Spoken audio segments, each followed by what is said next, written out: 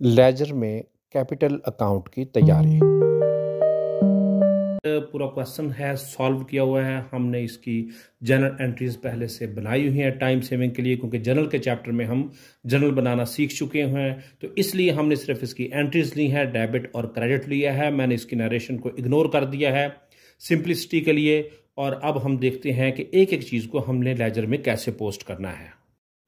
Capital credit हो रहा है जनवरी 1 पे, कैपिटल अकाउंट लिखा, क्रेडिट साइड पर आ गया, डेट लिखी।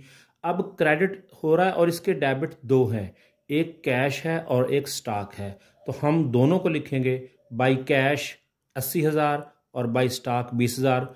टोटल अमाउंट 1,00,000 जो कि कैपिटल के सामने है। हमने अमाउंट वही लिखनी है जो कैपिटल, जो जिसका अकाउंट बन रहा है उसके सामने वाली, तो उसी के सामने वाली ही आई है। लेकिन आई दो हिस्सों में, हम डायरेक्ट भी लिख सकते थे इधर, लेकिन हमने इनको इधर इसलिए लिखा कि हमने जो बात कही थी कि जिसका अकाउंट बन रहा हो अमाउंट उसके सामने वाली आएगी। तो इसी बात को प्रूव करने के लिए हमने कैपिटल के अमाउंट वही लिखी है जो कैपिटल के सामने है 1,00,000, लेकिन दो हिस्सों में आ गई है। दोनों डेबिट्स आएंगे, पहला डेबिट कैश और दूसरा स्टॉक। तो हमने कहा कि कैपिटल क्रेडिट हो रहा है बाई कैश 80,000 से और बाई स्टॉक 20,000 से, जबकि कैपिटल टोटल क्रेडिट हो रहा है 1,00,000 से, जो कि यहाँ पर मौजूद है।